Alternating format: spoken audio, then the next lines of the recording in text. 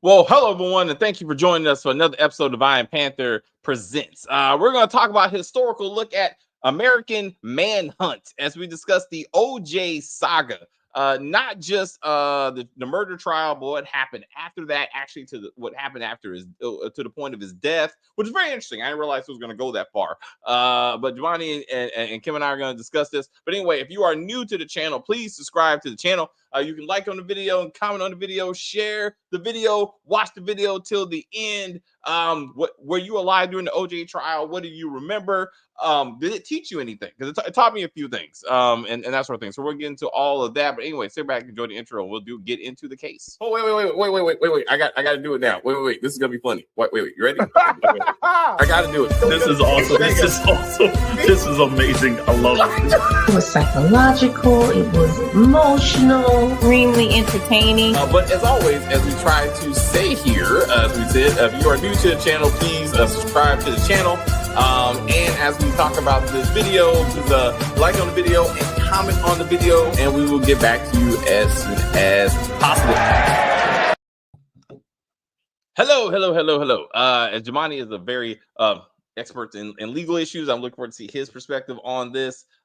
Kim, you were as you are the senior person of our team. You know, what was life like for you in 1994, 1995 as you were going through this? I'd like to start with you. What was the OJ trial? Did you know OJ before the Bronco? Yes, like from the movies and stuff like that, right? And then my dad used to talk about OJ and stuff like that. He wasn't a football fan, but he talked about OJ.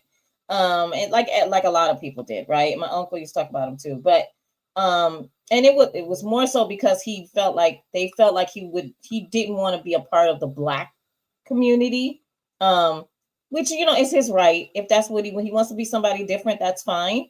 It's just disheartening to people who were going through the struggle that someone who made it as far as he did not want to be part of the struggle, if you know what I'm saying, right? So that's where my parents and my uncle were talking about it. And also my uncle used to love like that he was a great football player, right? So anyway, I watched the whole trial. I had gotten laid off from my job, right?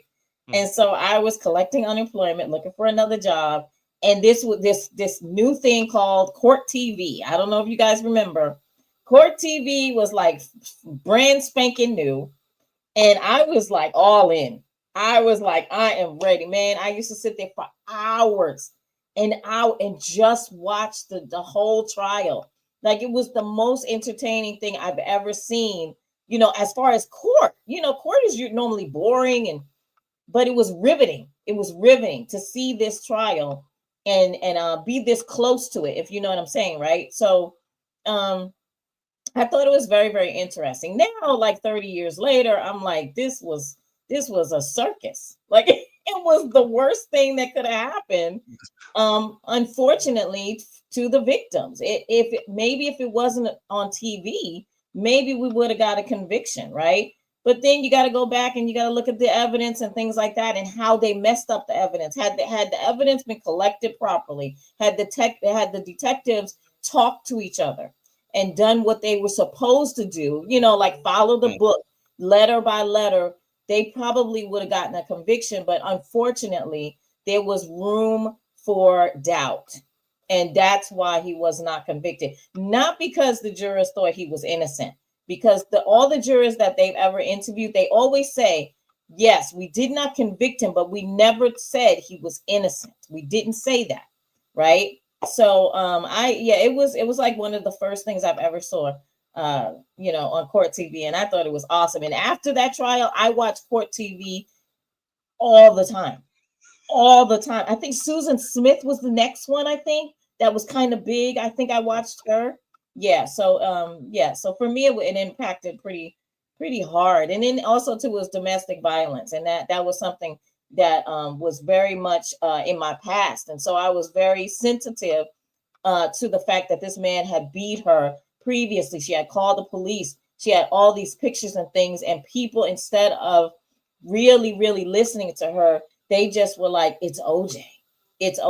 Like, and unfortunately, she ended up dead. And a lot of domestic violence happens where the woman or man, they die. and that's unfortunate, right? But it happens, you know.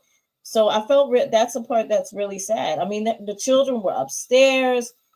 Imagine if they would have come down and saw these two people in front of their house. You know, the horror, right? So thank goodness they didn't, you know. But it was a large impact on my life at the time. So yeah. Okay, I want to say that as I was 16, and I was in summer school because I was a terrible student, and I came home one day in the summer and I saw the Bronco. I saw a truck. Let me not act like I knew what a Bronco was. I saw the news on. I saw a truck, and they were following the truck. And I'm like, who is this truck? Why do I give a damn?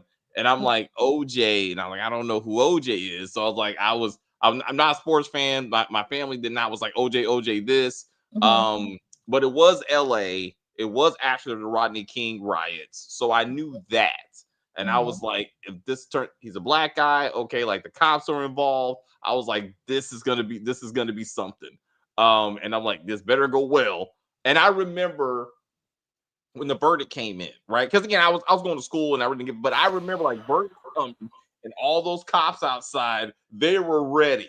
Like they were like, this ain't gonna be no Rodney King part 2. Like we will shoot y'all today. Like they're like, I think somewhere. As much as they were like, it's terrible that he got let off because they believe he's guilty. I believe he's guilty. I think somewhere they were relieved because they were like, we would have to do this shit again, if not worse, right? And they're like, it's like, so it helped. It alleviated the tension that was like, they're going to burn down at Los Angeles, like all of it this time. And I thought, so I figured like it kind of helped them out in that sense, especially after that. But I was like OJ, and then I went back and I was like, oh, Naked Gun, oh, that's the guy. I was like, I watched a few Naked Gun movies, but I was like, the Juice. I'm like, I don't know anything about no Juice, and I was like, so I was very confused with that. But Jamani, what's the first time you heard about this trial? Where were you in 1994? I believe I remember hearing about the the nightly news or something like that or whatever, like when it happened, right? And then who cares? What it really affected me is when the trial started, right? But as far as like the Bronco thing, that was just like, you know, the adults are watching this, and I'm like, what are you watching? Oh, this is a police chase. What police? It's just a car driving down the road. Yeah. I don't. Okay, I'm gonna go back and do whatever the hell I was doing. So weren't you like little though? You were little, right? Yeah. So how the trial affected me was during the school year, right? Power Rangers came on at 2:30, which really fucked with me because you get out of school at 3:00, so it's over, right? So you'd have to like tape it to watch it and stuff like that. Yeah. So summertime, you can get it in, and they interrupted that, and you hope that, man, they're gonna finish up with this, and I'm gonna have me a few more minutes of like the end of Power Rangers.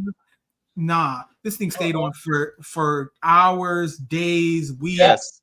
And yeah, like I wanted him to be convicted just out of that.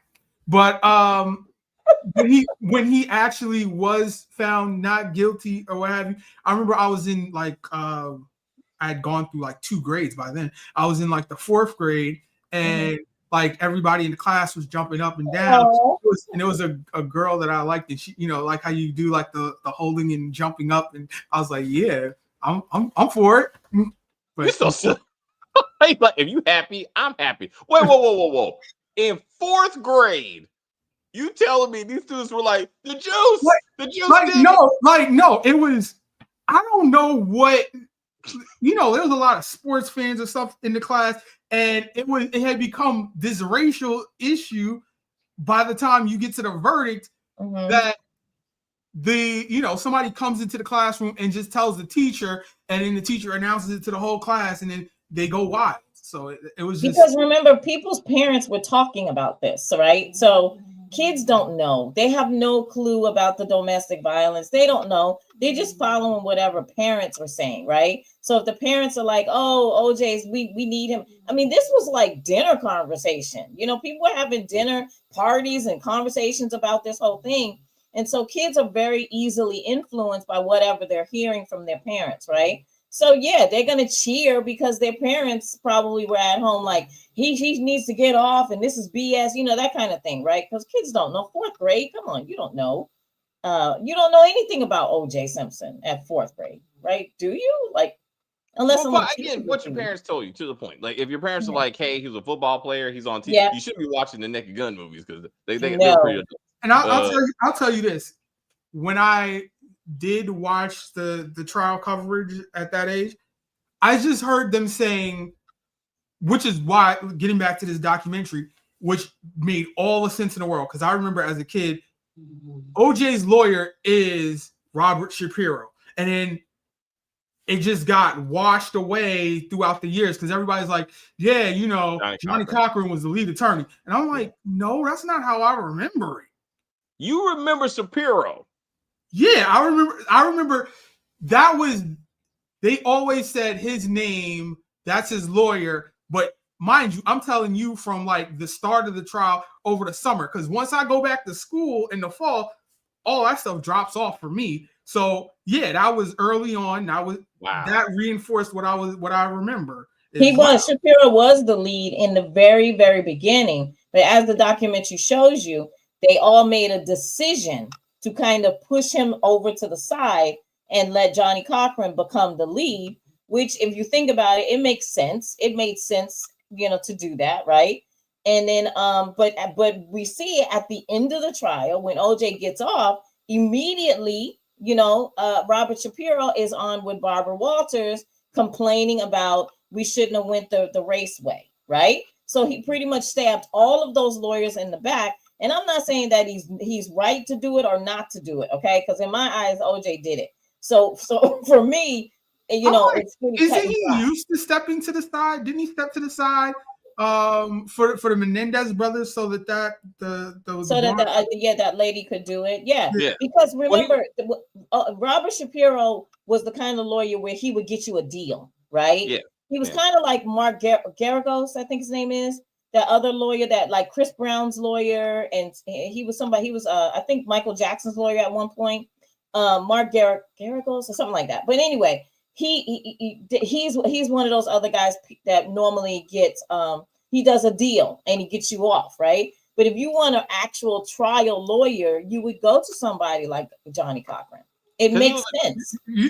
Johnny Cochran gets everybody. He got Todd Bridges off. He got OJ off. He got Michael Jackson, and he got Diddy off. Yes. And whoa. That didn't sound right, Jim, but okay. Fucking hold up, wait. Kobe. Was he Kobe lawyers too? Because Kobe went home. Oh, he was. I think he was Kobe. Yeah. Kobe went home too. So I was like, anyway, real quick. So we got again, he's been dead for almost a year, and they still want to make us. So it's true. Like it was interesting. It maybe it was just coincidence again. Like after he's gone, like Johnny's gone. Like they're like, hey, let's look at this again. And then look back on it. And I learned a lot from this process because to see the documentary from a more like objective point of view, if you will, like, hey, this is the almost like a crime investigation. This is the evidence that they had, that they could have had, the witnesses that they could have had. They talk about the contamination. Now as an adult, I can look at it and be like, okay, I can see how someone could say he's guilty. I could see how someone could say, well, there's reasonable doubt. Like the story, the analogy about the spaghetti hit me. Like they were like, you got this great bag of food, but you got this big old roach on it. You just throw out the whole, would you eat it? Or would you just throw out the whole thing? And I was like, Mark Furman. They're like, we're going to make this trial about Mark Furman. And I'm like, this roach is going to tank this entire case. And I was like, yes. And I was like, that is brilliant. And I was like, throw the baby out with the bathwater. And I'm like, it is one and the same. Like the way that, like to what Kim was saying, the way the justice system in this country is set up is you know, if there's doubt, you let him go. I'm like, justice was done in the case. Like, you have to do stuff properly to get a conviction. If you don't, then you don't. That's it. That's it. And That's all it comes to. They messed up. They messed up. He built a team that was systematically like, we're gonna go through each part of this and we're gonna break this team down. And I thought that was very good. I think the guy who watched the camera footage, the media footage for every time somebody picked up something, I was like, and especially back then with that, that was Barry Sheck. Barry Sheck. Yeah. Yeah, with the technology from the 90s doing all of that, that had to have taken hours. It did. It did. He said that was the most agonizing part of doing his job, was he had to go step by step. But when he actually did his thing, and he had the forensic guy on the stand, and he was showing all of the mistakes. Yeah. I was like, you know what? This is why he's gonna get off. It's Furman, because that's the race car, right? Yeah. And then the other part of it was, you did not do your job. The forensic team messed up. And then when we found out that the detectives had, messed up with some of the evidence, right? Yeah. Like, nobody takes the blood evidence from one scene to another. That's it. Why is it in your car though? Why would you put it in your car? Yeah. And leave it there. I was like, it was so for a lot, because I know we were talking about it, was like, well, if you watch trial, you generally know again how this thing turns out, right? So the one thing that they didn't cover is what's behind me, the Times Magazine cover, where they made him darker. Yeah. And that became a very big thing from racial perspective. That was on purpose. Yeah, right. It's like right, to like make him look more menacing, and like that. I thought they were going to address that, as much as they tried to get into race and that kind of stuff. Like, I really thought they were going to bring up the Times Magazine article and cover and what that meant. And then I believe he's innocent. You gotta explain. You're entitled to your opinion, right? It's like, yeah, I was like, he did that shit. Many people have made a lot of money. What makes you think he did it, with how much contamination that there was? It's just Jamani. Come on, bro. Come on, Jamani. Bro. Like, so I don't know. Okay, I've never met either one of you in person, right? But I believe you're lovely men, right? But if David's in his house and he's murdered, and David's blood all of a sudden is in my car, it's in my house, it's under my shoes, in the walkway, at the crime scene, and then it's also a blood trail from my house to David's house. You mean to tell me? And that's the thing too. It was both of the victims and OJ's blood mixed together. Come on. Please tell me, how is it that happened? Come on. There was contamination of the specimens, so we don't actually know hard fact, like what was on said surfaces. It could have been contaminated at any point before it was tested. So that's the issue. So tell me, how did the footprints? How inside his room on his socks there was blood? Then the glove that was at the scene, and the ski mask at the scene, they all had all three of their blood. Like, how is this going on? That's a lot, bro. But the fact that there was blood on the Bronco at all, like handle too, and on the Bronco, like I was like, so the sock thing, I like the sock thing. I genuinely had questions about, because they show how, like, how'd you not see it, and they showed it again. The blood on the fence. And they were like, it wasn't there, and then now it's there, and with the chemical that was in it, I will give you that. Yeah. But like the massive amount of blood that was there, like, he couldn't explain any of it. All he said, "What do you think?" Like, but I would tell you this, Mark Furman, again, I wouldn't pay attention to time. If I was in the jury and the racist cop that is now racist, now we know he lied. Put that aside though. Right. Did you plant evidence? I plead the fifth. This client's going home. When you you are going home because you lied about saying nigga. Yeah, okay, I said that shit. Did you plant evidence? No. Like when you can't even give me that, he's just like the fifth. I'm like, this man's going home. Like there's too much. It's too much. That him right there killed this case for me. Absolutely. For me. I mean, and that's what it was. It was that day. I would have been like, OJ's going home because I can't be the one. I can't be because this dude right here too much. And then but in retrospect, what I liked about it, I thought it was he was like, I'm not that important, right? He's like, I didn't have to be there. Like he said several times, I was not the lead detective. I was like, but I found it. No one else could have pointed at the glove. No one fucking else could have been like, but he was also a part of the domestic call, right? So like now he has history with these people. And it's like, that right there could have made him sway to be like, I'm putting this guy away because I know he beats his wife. He like was painted, he was, I mean, even race aside, like he has history with these two people and could be like, I'm siding with this woman because now he finally killed her. And I tried to get her to file a report. She wouldn't do it. To your point, quick, to your point of money. I thought the sports agent was like so as Kim said, right? Like when he was like, OJ said if she wouldn't open the door with the knife, she still would be alive, right? Mm-hmm.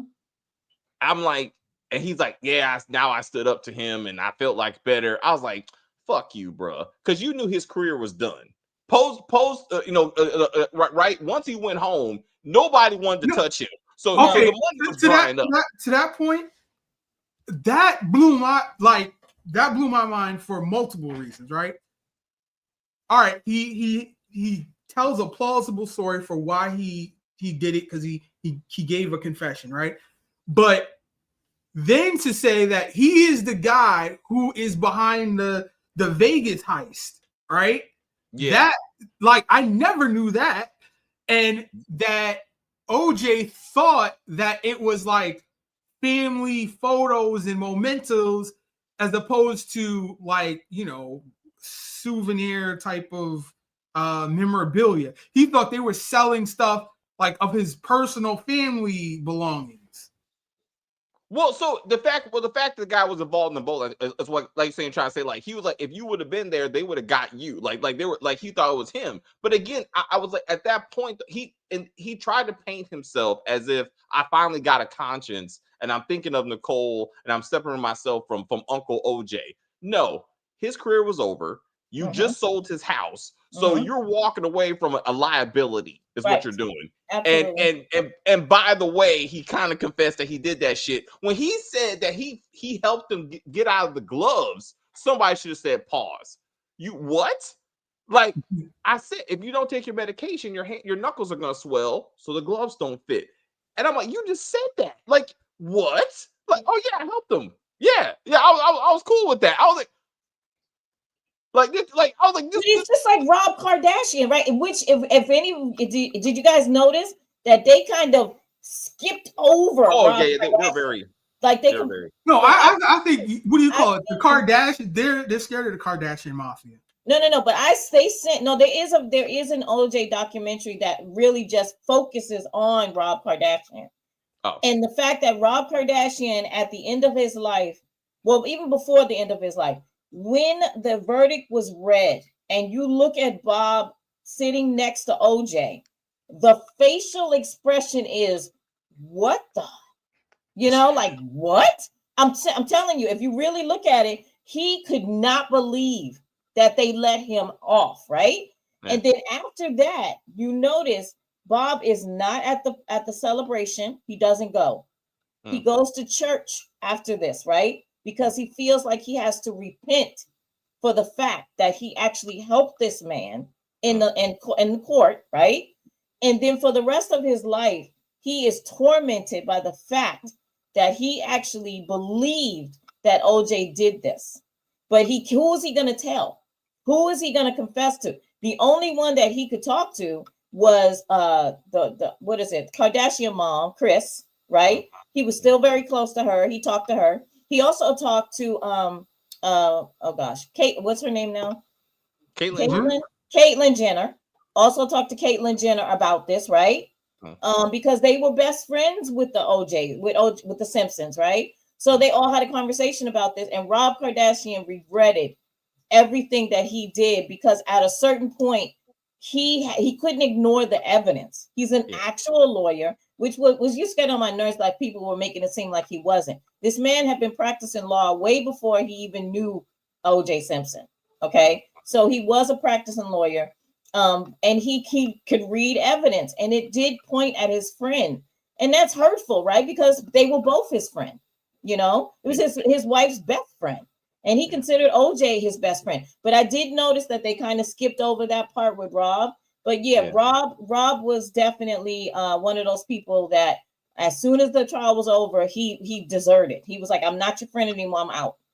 So the friend, I think that there's the other story that of why I think that might have happened, which is, you know, that when OJ was still married, OJ, Nicole, and Chris and Rob, they were said to be like swingers or whatever. And yeah, but that wasn't. I don't believe it was because of that. I believe that he realized his friend was a killer. He did that shit. He did that shit, and it was too. The man is very religious. Like if when you listen to Kim and the girls talk about him, even Caitlyn has talked about him because they became friends right after him marrying his ex-wife or whatever, right? They all became a close family. And even he was like, Rob was very religious. He was very he was an honest man, right? And so when he had to carry that burden until he died.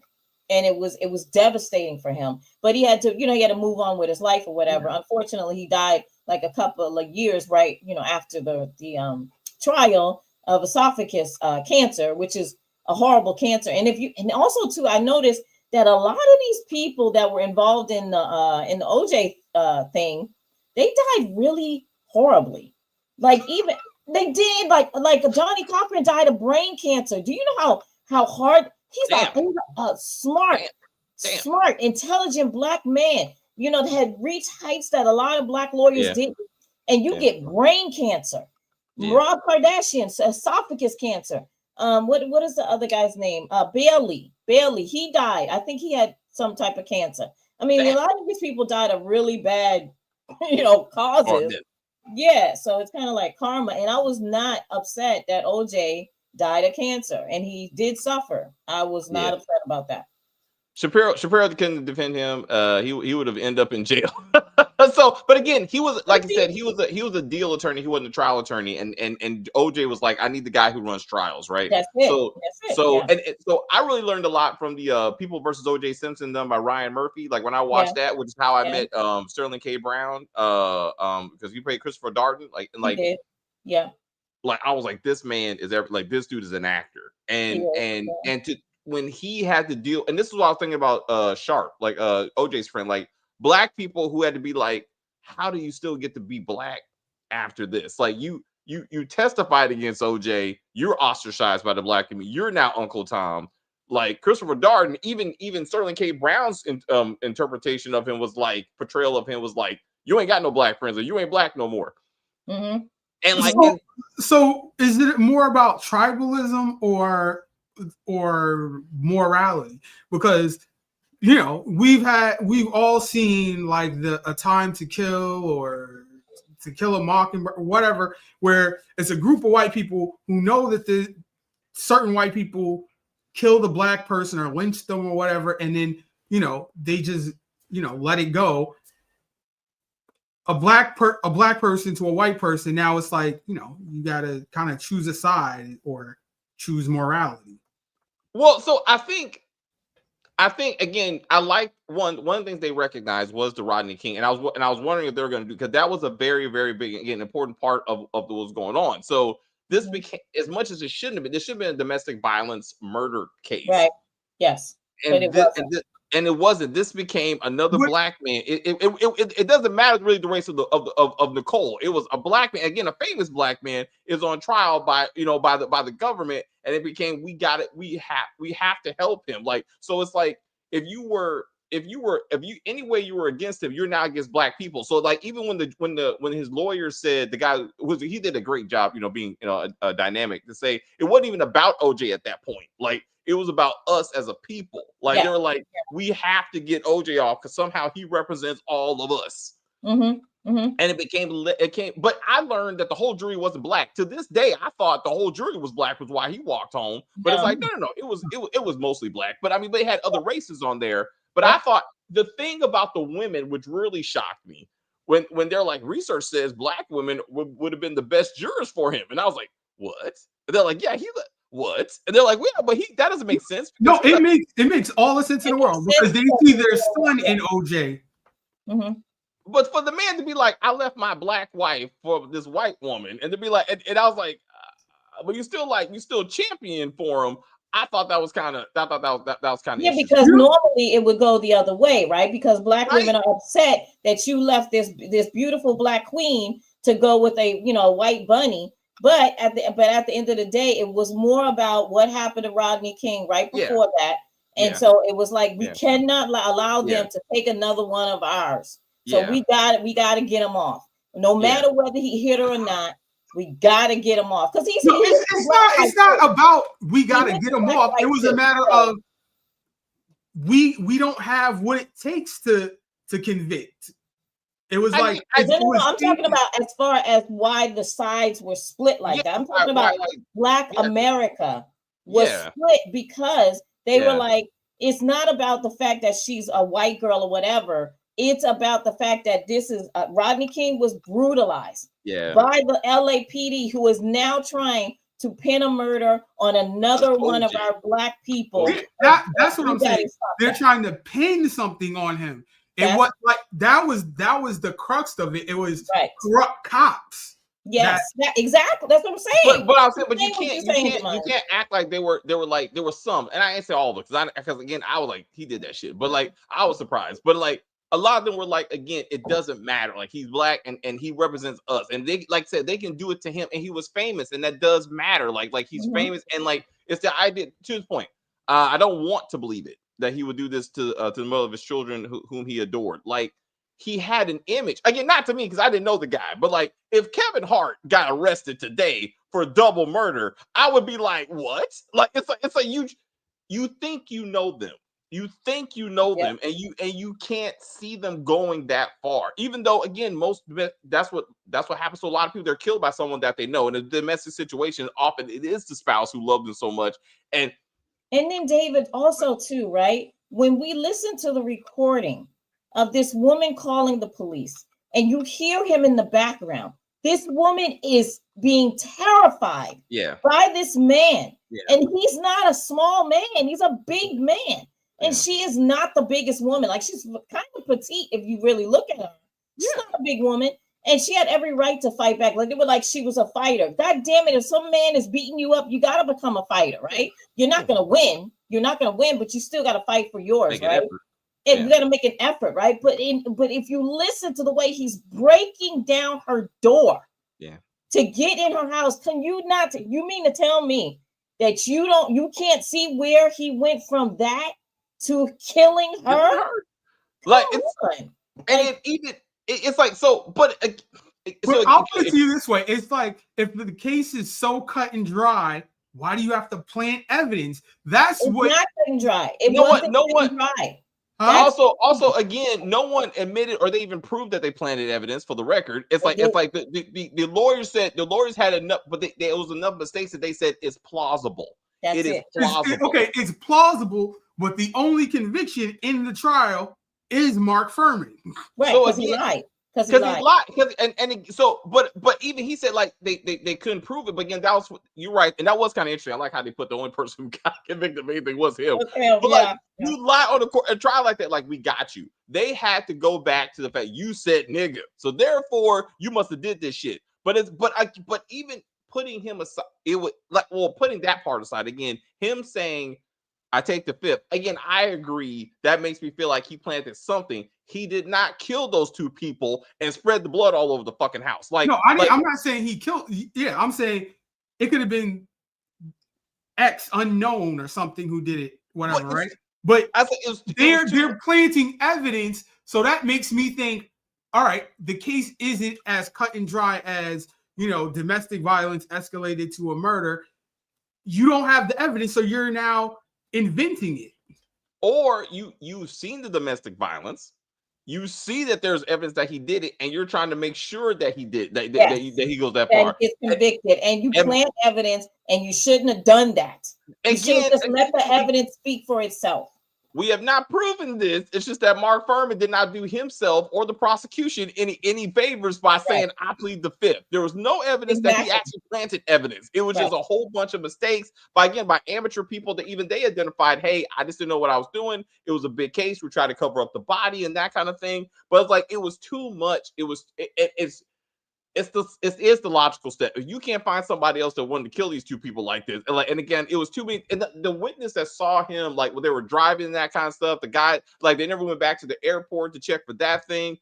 It was a lot of stuff. That, I believe it was for Mark Furman. Yeah, it would have been harder for them to convict.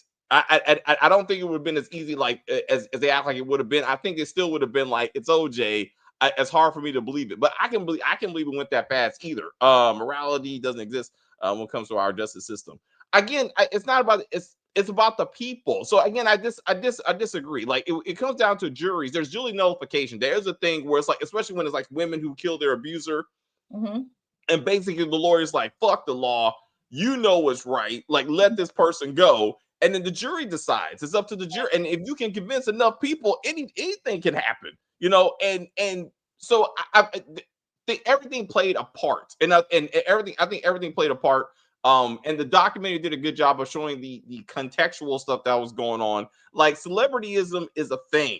Like, and anyway, so like the I thought they didn't cover the book either. Like I remember the civil case, I generally remembered that, and I thought they actually got money. I didn't realize that it's up to them to go get the money. Yeah, that's how it is in every civil case. Because I sued somebody, and they were like, "Yeah, you won, but you still got to go and get the money." Yeah, you got to hire a lawyer. Well, you got to continue with the lawyer you hired, and that lawyer is going to help you out to try to get that money. It's not as cut and dry. Like Cardi B, when she sued Tasha K, Cardi B, her lawyer is going after her for the money because she won the judgment. So now the lawyer has to do the other side of the job, which is find the money. And that's a continuous thing. Cardi B is paying thousands and thousands of dollars to just get, a couple of million, right? But for Cardi B, I think it's the point. She's spending millions to get. Yes, she is. She's spending like a lot. 3 million to get like 1 million. Yeah, but again, also, how much money is she spending to defend herself? Like, so it's also like that's what I'm saying. So even Trump does that. There was a John Oliver talked about that. Like when Trump has so much money, he can sue anyone because he can outlast them financially. So eventually they'll drain all their resources just defending themselves, and then so in the end they're fucked anyway because they can't afford to keep on fighting. Now that you bring up Trump, right? Did OJ teach him, or is OJ the original grab him by the pussy? Stop it. So I can't, Jabani. That was I see what you did with that, and that was a good one, but like. Too soon. No playing. I mean, clearly OJ was the OG. And nobody else was there. So that was. But again, they never got to where they challenged Nicole's family of why you let her go through this. If she was going to. This is reasonable doubt. Let's go back to reasonable doubt because I was like, when I was watching it, I was like, this is reasonable doubt. Is this where they got all of that from? Yes. With the whole. They mentioned photos and now. I hid them away and all of that type of stuff. But then also too, okay, so with the family, right? Let's really get to the nitty-gritty of her family, right? Not trying to talk bad about them, but I have to say this, right? Her sister Denise, right? They look like twins, right? Loves her little sister, right? But at the end of the day, you can talk to your sister and try to get her to leave this man, but at the end of the day, Nicole has to say, I'm leaving him. Yes, I hear what you're saying. Because it takes a lot to leave an abuser. It's not as simple as people believe it is. Of course, her dad and her mom and her sisters are like, you need to leave him. But at the same time, he's footing the bill for all of them to live in the houses they live in, to go on the vacations they're going on, right? And so Nicole has to feel a little bit of, if I leave him, I'm taking away something from my family, right? She's got that guilt. And then she's also got the guilt of, my children deserve to know their dad in the household, right? She's got that other side. But also too, she loved him. She did love him. And I think in some point she kept thinking, oh, maybe I can change him. Maybe, because she kept doing things to try to calm him down. Oh, I won't wear my hair this way. I won't wear this outfit. I'll cover this up. Just doing things to appease him so that he wouldn't beat the shit out of her or like verbally abuse her, right? So it's not easy. It's not easy to leave an abuser. And when she decided to do it, he was pissed because he couldn't control her. He couldn't control her anymore. She was like, I'm done. And that's why he killed her. That's when most abusers kill you, is when you say, I'm done. That's when they kill you. I gotta disagree with that. All right, so if she was really trying to appease him, she'd have let him go for ice cream after the little recital or whatever. She's already She's already moved out. She's already all of that. So I'm like, I think it was more or less like Ron Goldman showed up at the house. No, I mean, so I feel like that was a second target. He wouldn't have known that. I mean, he went there to kill her, and then Ron happened to be there. If you go by what the manager said, he didn't go there to kill her. It just ended up happening. She had the knife. Ron Goldman comes in the gate. You know, all of that. Again, even the manager didn't believe him and was like, he's full of shit. I mean, even the manager was like, but that goes to the point of the other thing. But I'm like, if you. That's where it's kind of conflicting, because I'm like, you came there with gloves and a knit hat in the summertime, so yeah, it's premeditated, bro. But I mean, but they didn't. So anyway, so the magazine cover wasn't covered. They talked about the cameras, and what I learned, at least from the Ryan Murphy version, is that's why they started changing their appearance. Right, like it was like they realized like they're on camera now, so like she straightened her hair, and I was saying that kind of stuff. Like now this is when the court became a theater, it became a show, and like your appearance matters, like how you present yourself matters. And then I was like, oh, okay, I didn't, and they really didn't cover like that kind of stuff, like how it changed, like really court TV in general, like now why they make it a show, why it's a whole thing, depending on the trial. As far as that goes, right? I want to know why all of these high-powered lawyers, right, didn't do the same thing Alec Baldwin's attorneys did over the summer, which is when Mark Foreman pleads the fifth, you want to be like, hey, can we get summary judgment? You know, can the judge say, this is, you got no case and throw it out? Nobody even asked for it. Well, that was one piece of the case, Jemani. Like he wasn't. But I'm saying if you take that out, the whole case falls apart. The evidence that he was involved with. But he wasn't involved in all the evidence, though. So I'm like, so you can't. I mean, so maybe they tried and they were like, no, wait a minute. There's also a theory that his son killed her. And he was covering up for him.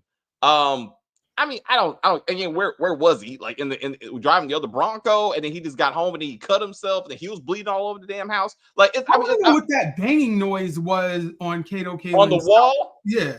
Like he came home, he was trying to get the glove off, and he was like, "Damn it!" And then like he just pulled the glove off and left it there. But like, yeah, and I'm like, he's banging it so hard that he thinks it's an earthquake.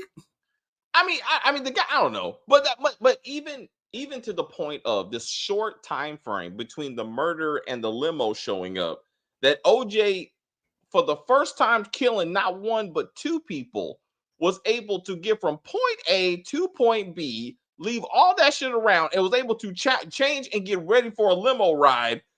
That's also a stretch. I mean, to be like, unless he's Dexter or some shit, like he was able to get on and be like, hey, are you ready to go to the airport? And he had a frame of mind to be like, I'm taking the murder weapon with me, and I'm gonna throw it away at the airport, and no one finds nothing.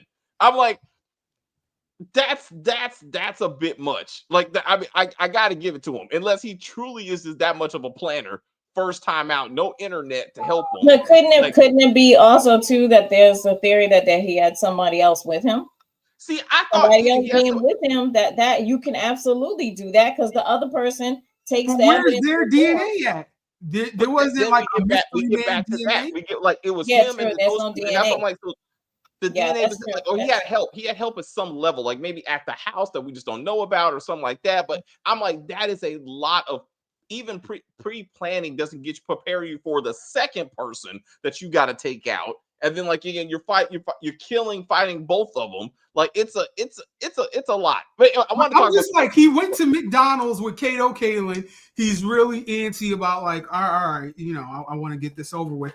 But to be like, I gotta squeeze this murder in. He didn't know it was a double murder, but he got to squeeze this murder in before his ride comes. That don't seem all that plausible.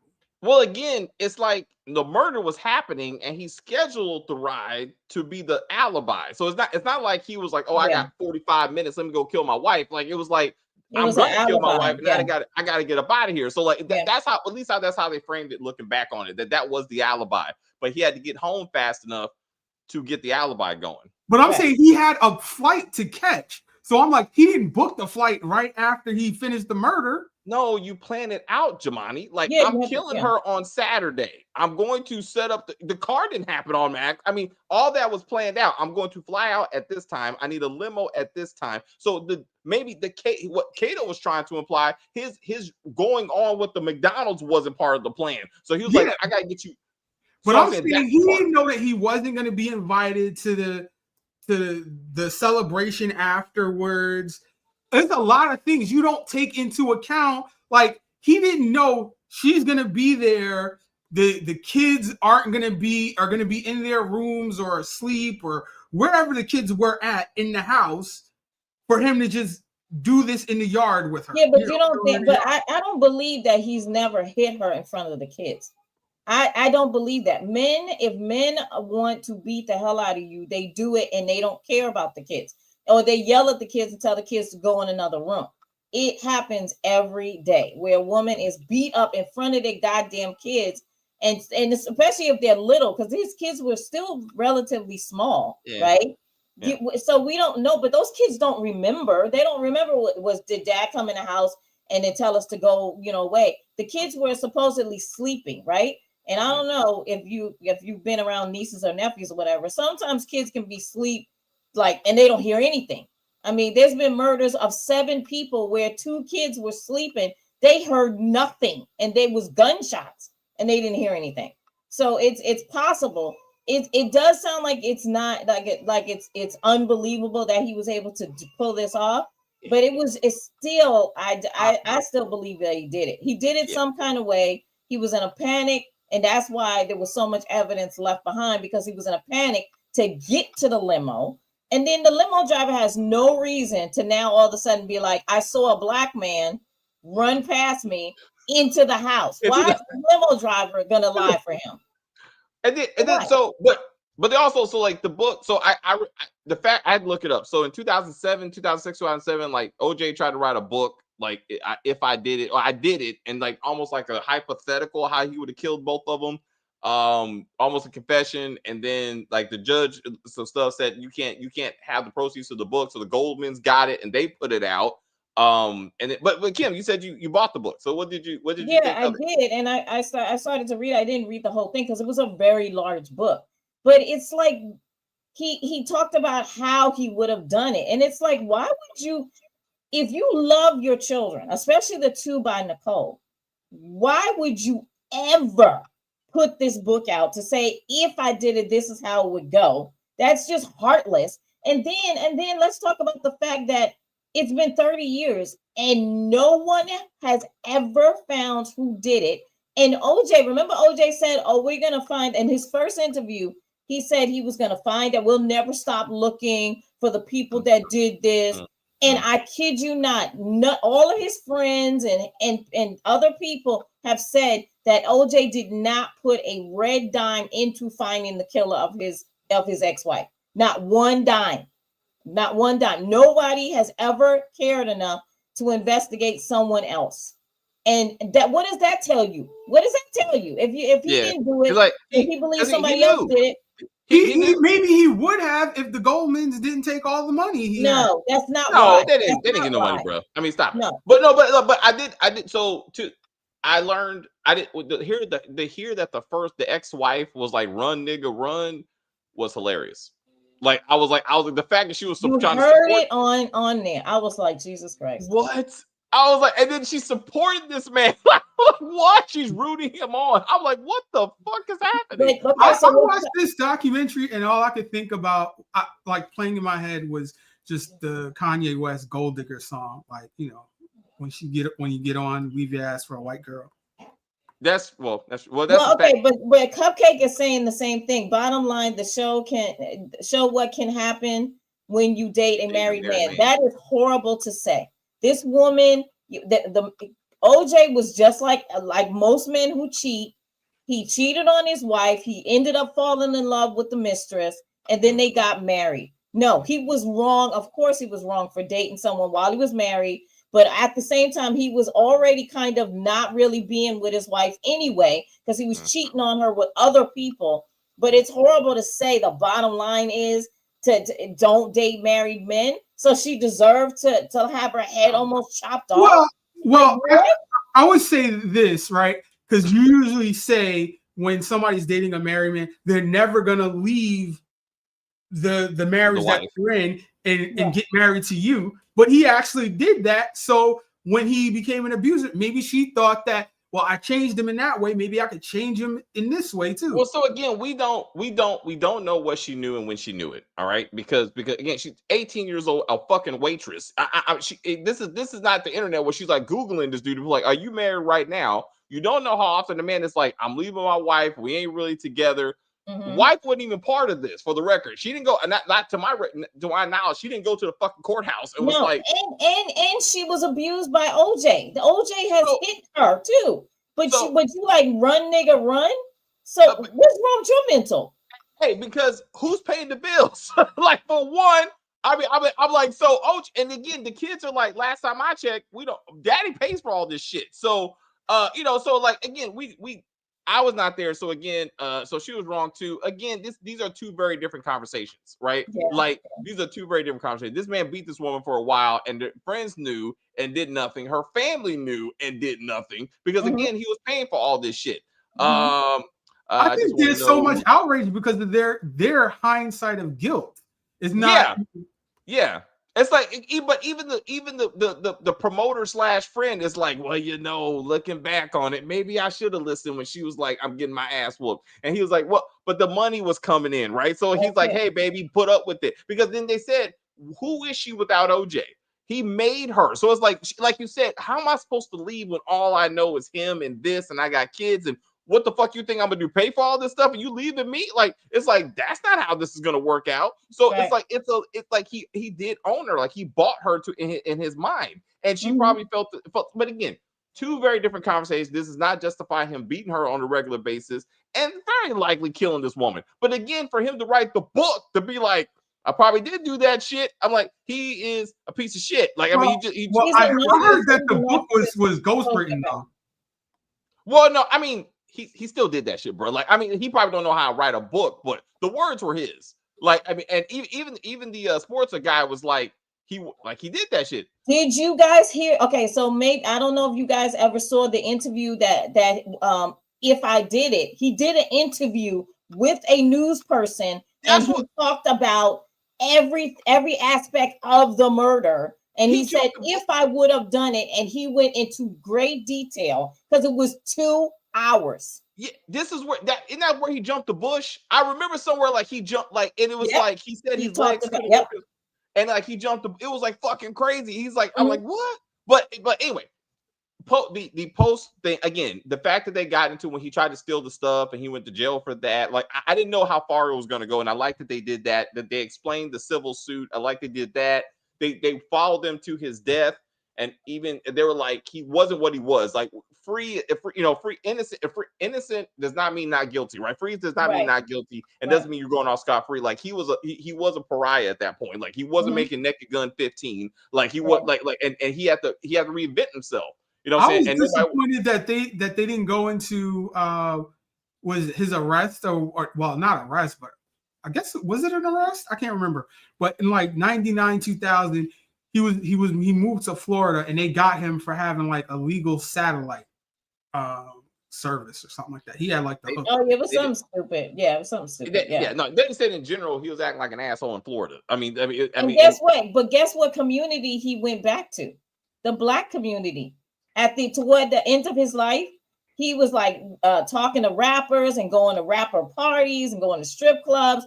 And he was like in some rapper's video, and it was like so at the end of his life, he was shunned by all his friends and stuff, and the only community that would let him in is the Black community.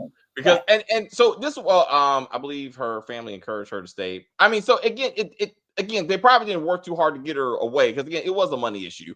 Also, there has been stories about him having arthritis, which is why he made it difficult for him to commit double murder. But then, so I mean.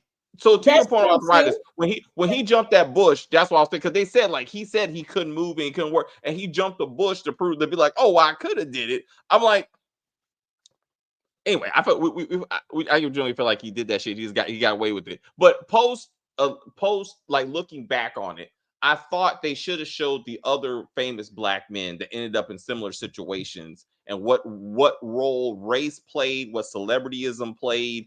Because as Dave Chappelle pointed out, you got Michael Jackson twice. You got R. Kelly, who went home on video, goddammit. And he I thought you were gonna say Jonathan Majors, like more comparable things. No, I mean, like, well, with the white woman thing, but no, I mean, you got Kobe, you got plenty of Black men, famous Black men that were in serious situations, and it's like they went home, and I'm like, and to your point of figuring out that you're Black, Jonathan Majors was like, you know what, my people are my people, right? Yes. Yeah, now he married a Black woman because he's like, never mind. He's back in the Black community. Now he's back. Now he's Black again. Michael Jackson was like, "Hey y'all, I'm standing on a fucking SUV dancing." I was like, "This motherfucker." But like R. Kelly's always been the Black. Let's not do that. But he peed on that girl, and that Black community was like, "Hey, where's the recognition? We did not give a fuck." Like, so like we will stick by some people. Bill Cosby. Yep. In the beginning, people were sticking by him. Yeah, Bill Cosby was good until he wasn't, and they're like, but that to me, I guess what I'm saying, as much as Geraldo shouldn't have been in it, and fuck him, but like they should have instead of Black Lives Matter, George Floyd, which again is another issue. Trump's best friend. Yeah, I'm like, I don't get this, but like instead of George Floyd, they really should have focused on all the celebrity Black men who were in serious situations and what they learned from OJ. Again, so therefore, Kobe specifically, because like you said, Johnny Cochran came to his aid and his ass went home. Yes, because he was up there about white girl. Kobe's not currently available for the documentary. Thank you, Jamani. But to acknowledge the situation, but to acknowledge that they learned something. That like whether it be celebrityism or race or both, how many times has a Black man been in this situation? And it's like, what can I do to get myself out of this? And if I got to be like, I matter, then that's what I'm going to do, because that's what most of them do. Yeah, exactly. They always come back to the Black community because the thing is that we are a forgiving community. We just are. We forgive a lot of other races, and we'll be like, oh, okay, well, he killed my mama, but you know what? He wasn't raised right. Let me give him a hug, right?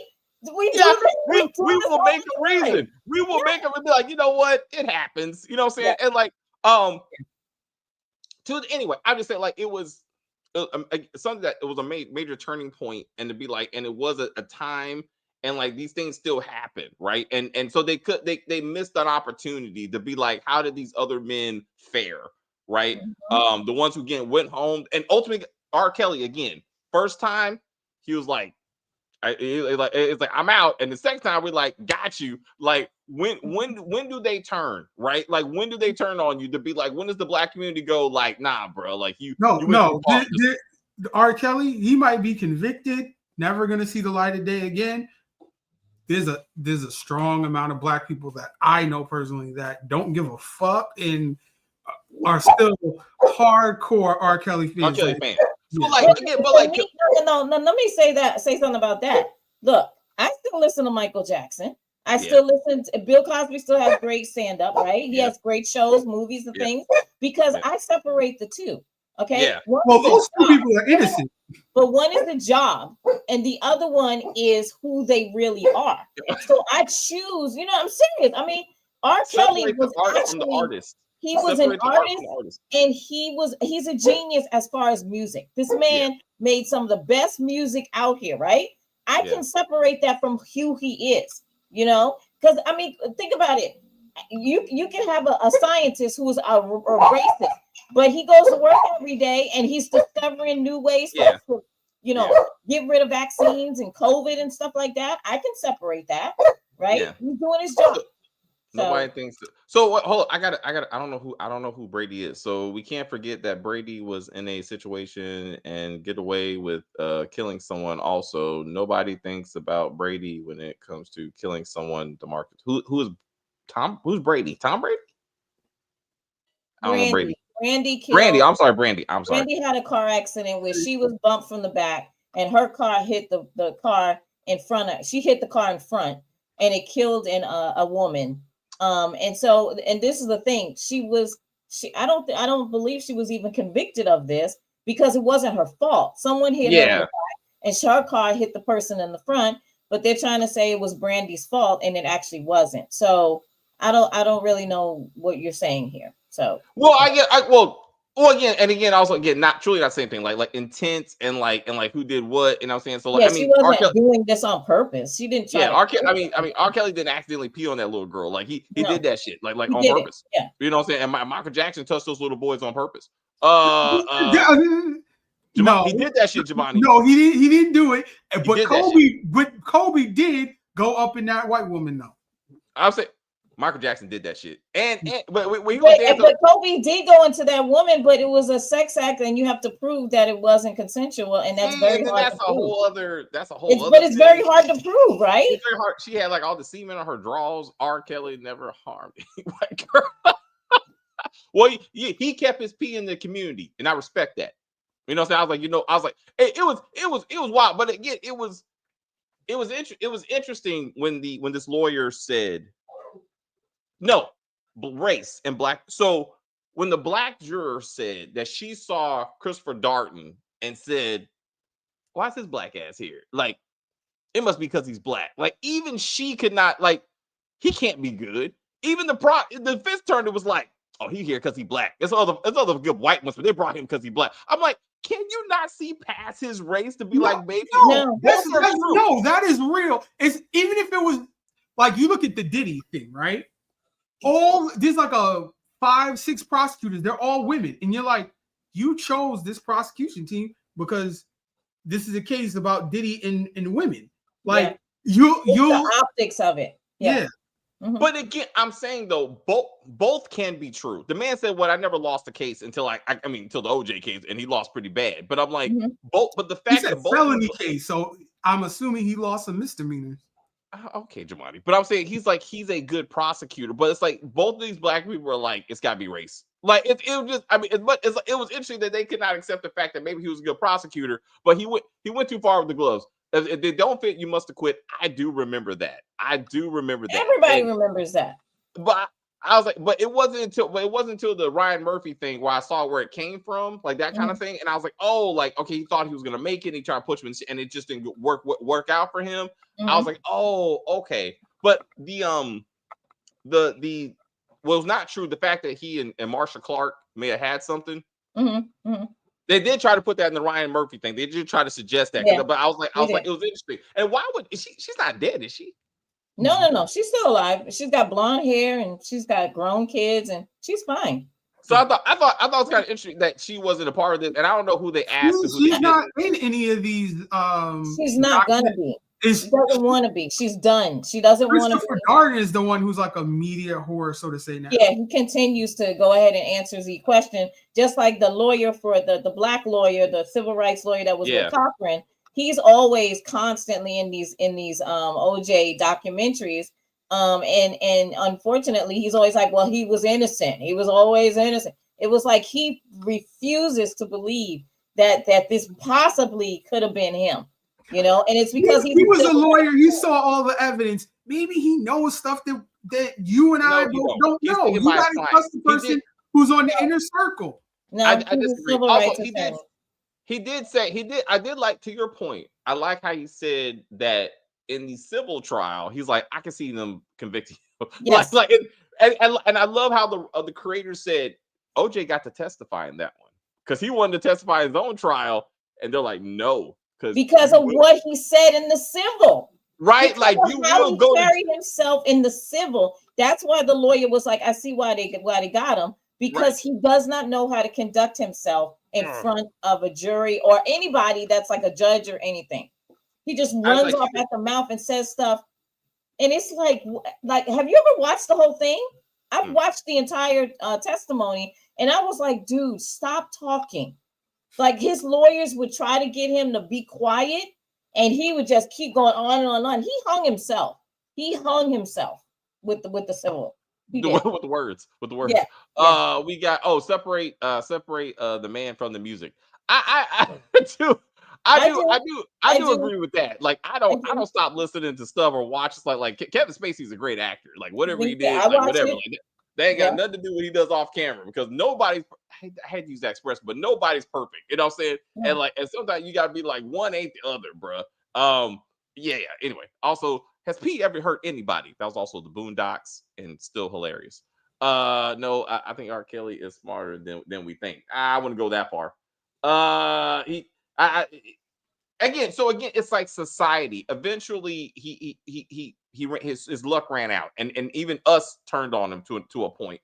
And it was like happening to Puffy right now. Yeah, I mean, we knew for years and years. If you're a New Yorker, we knew that Puffy was doing the things he was doing, and nobody was saying anything about it. And then Puffy put his foot in his mouth when he decided that he was untouchable. And guess what? Everybody's touchable. And he got touched. You should have just paid Cassie the money, and he would have been all right. He would have been all right. And it's like, but as we talked about that point, once he paid after it became public, like the blood was in the water, and it was something there. And then it's like, and then people were like, well, why? Like, why are you doing? And it's like, and it came for him. So it's just interesting when we finally go, he has to go. Like we cannot support you anymore. And how quickly they just fall apart. This doc was really good. More clips, more pictures I'd never seen before. The replay game.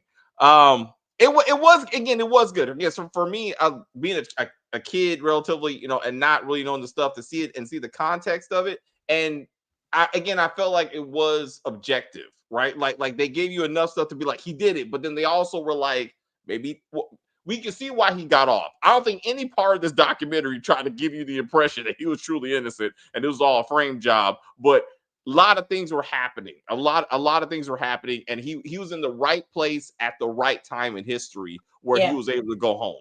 Yeah. All right. Let me say one more thing about the whole Diddy thing. Right. Diddy was supposed to surrender himself on a Tuesday, right? But they came and got him at his hotel that Monday night, and I was just like, oh, it all makes sense now because OJ. Like we remember the last. So like someone said, how did they even know to get out there? This was before the internet, y'all. This was before social media and before the phone was, when your phone was it was a computer in your pocket. People had to call, people had to go out there. Like the fact that the entire city almost came out there and was cheering him on, all races, both genders. Like he was a hero. Like he would have been fine. Like I think, like as like it's like even also they showed the Rodney King thing, and I always say this. It's very disrespectful that when they talk about the Rodney King, they don't talk about Reginald Denny specifically. They showed his ass whooping twice. Like I do remember the clips, but they never bring this man up to be like it was a two-part. It was a two-part. Oh, you mean the truck, right? The guy with the long hair. The guy and they threw the toilet on his head, and like and it's like he has been lost to history. Like it's and I feel bad for him. And I say because that was hard. Actually did help him. When he was down on the ground, they did help him. There were Black people who actually helped him to get up and then get him in an ambulance and do all those different things, because not everybody was a monster that day. But the sad part about it, right, is why as a community do we decide to destroy our own community because we're mad. We don't own our communities. We don't own You still live anything. there. It doesn't fucking Doing matter. that. Like it is Ignorant. self-destructive. It is ignorant. No, yeah, I would be like, it is ignorant. It is because you will. Well, I at least like the whole George Floyd thing. They went and actually burnt down the precinct, so I celebrate that as opposed to burning down your whole neighborhood. No, see, I believe if we're gonna have this conversation, it's fine. That was a different situation because the reason so many people, I believe it was COVID. So many people were stuck inside, and this gave them an opportunity to go outside. Because for the first time in my lifetime, more than just black people were out there wrecking shit. Like they were like, oh, all these people cared. They know they did not. They were like, look, I can go outside now and I can just follow their path. And then and that's when the stores started getting robbed. And it always happens. It goes from realistic destruction to like just robbery. It's like, and then people come home with TVs. Yeah, that's what it was. It was just fleecing. It was just robbing. I was like, God damn it, they're flipping over cars. This has happened so many times. Again, just in my lifetime. But it's like that's the first, and I say the only time you will see more than just black people out there. Because I believe David, it wasn't just us. Yeah, because they were tired of being inside. Even all those countries, they're like, oh, I can be a civil rights leader today and fuck this COVID quarantine. I can go out there, but like none of it made sense. When you fuck up the target leaves, and then you don't have shit. And then you're like, oh, they hate us and they're racist. No, you burn down their fucking store. Like they're not gonna build that back. CBS just got like burned down. When the Watts riot happened, it was the same thing. Yes. Same scenario. Yes. You're burning down your community for what? Yes. Like for what?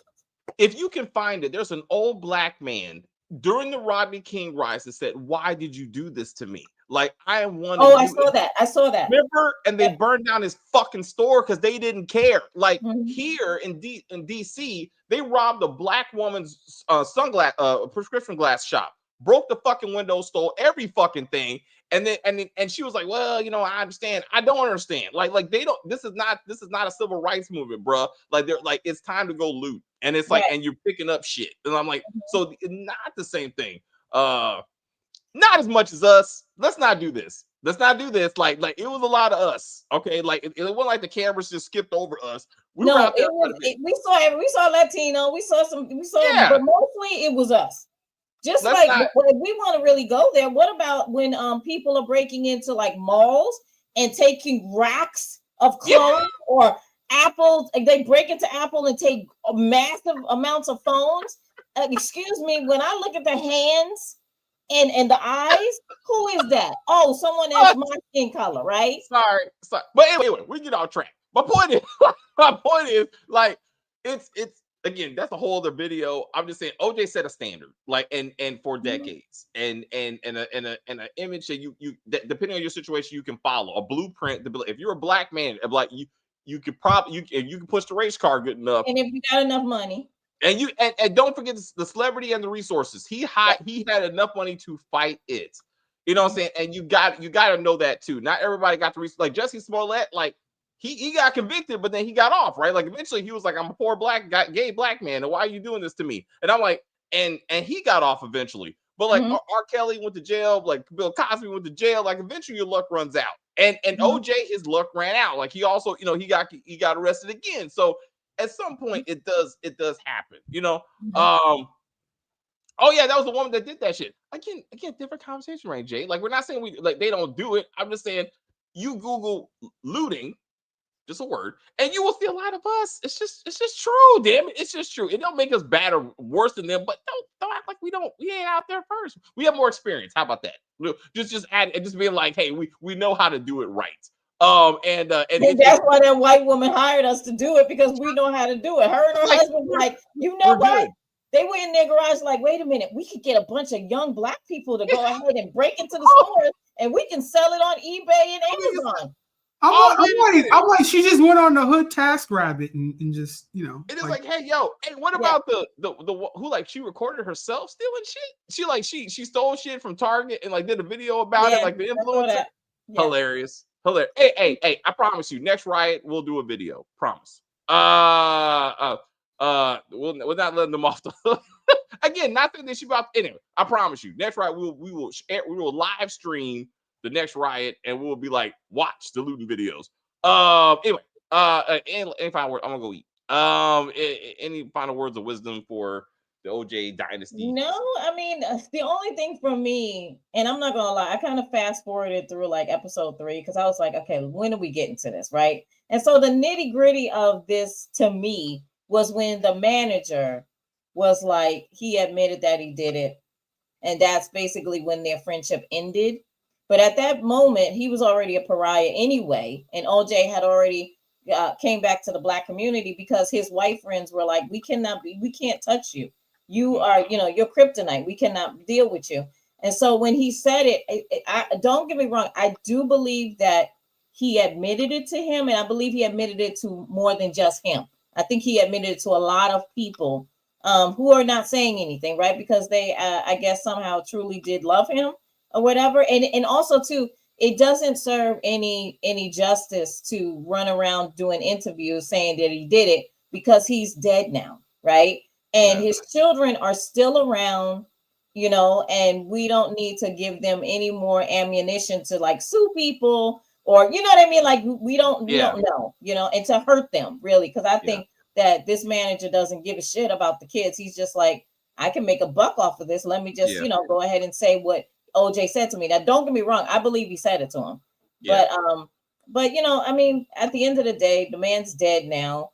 I'm hope he's up there with Nicole, or down there with Nicole, right? We don't know. But I wish there was another planet that they're on, and she could just beat the hell out of him with a bat for all the times that he put hands on her. I'm sorry. No man should be putting hands on anyone, man or child or woman. It doesn't matter what color she was either. Yeah. She was a woman and she was someone's mom. And then also, I'm sorry, I don't want to leave Ron Goldman out. He was a man who was trying to just live. Yeah. He was a waiter trying to just make it in California. And then this happens to him. That's horrible. So I'm hoping maybe he's up there boxing with him too, right? Maybe. So anyway, guys, thank you so much. I appreciate the conversation and the comments and stuff like that. And these conversations get a little heated, but it's all love. So thank you. Okay. Until next times. Boop. All right, Jemani, what you got? I wanted to, I don't have a necessary. I don't fall either way of he did it or he didn't do it.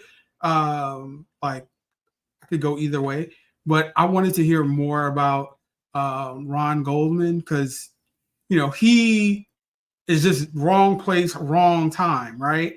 Yeah.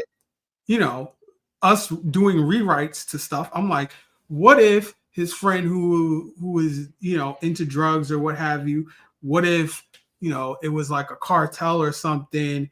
They went to kill Ron Goldman as he's going to Nicole's house. They kill Nicole as well, and then the cartel has influence with the police, and they plant the evidence to steer it towards OJ. I don't know, but I'm like, you gotta look at all the possible motives and options and stuff like that. But R.I.P. OJ. Okay, Shamani. Thanks, man. Thank you guys very much for hanging out with us. It was, again, I learned a lot. It was a very big moment in history, and I was fortunate to know about it, and kind of experience it myself in a way. But it'll still be talked about, I'm sure, from years to come.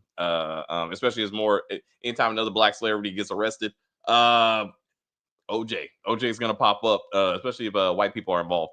But anyway, thank you guys for hanging out with us. Next week, we'll have more videos for you. We're gonna have the Oval and the Family Business. We'll probably do another Tubi movie. Marcus Atkins mentions one to us. I'm gonna try to look into that. As you said, we're gonna take a while. It's the Grammys next week. Grammys are next week. He's waving. What's up, Jemai? Grammys are tonight. Oh, my bad. What's next week then? Super Bowl. Oh yeah, we ain't doing shit on Super Bowl. Everybody's gonna be watching that game. I really don't give a fuck. But we'll see how that goes. Thank you, Jemai. Boop. All right, guys. Thanks so much. Again, leave it in the comments. Share the video. We got Power book 3 is coming back. At some point, we got Godfather of Harlem is coming back. We're not going to do Harlem. I actually deleted all our previous videos because fuck that show. And also Queens, also because fuck that show. Anyway, thanks David and the gang. No problem. 50 Cent is beefing with Big Meech right now. And Big Meech are beefing. Okay. I guess BMF is not going to come back anytime soon. I don't know. Maybe that'll be a documentary. I will watch. Giovanni wanted to do another Diddy video. I'm gonna wait for him to go to trial before I do something. Just so we got some new material to get through and see how that works out. But anyway, enjoy the egg. I will say thank you guys very much for hanging out with us. I see people watching, people in the chat. I enjoyed the view very much. I don't know what the fuck I was watching. Rewatch this. Rewatch this when we're done. Rewatch this. You'll see what we're talking about. You're gonna be like, oh shit. Hilarious. Absolutely hilarious. You want to go there? Stacey, do your thing. Fuck that shit. But anyway, please like and share and comment on the video and all that kinds of stuff. As they say, we're just going to end this broadcast and say bye.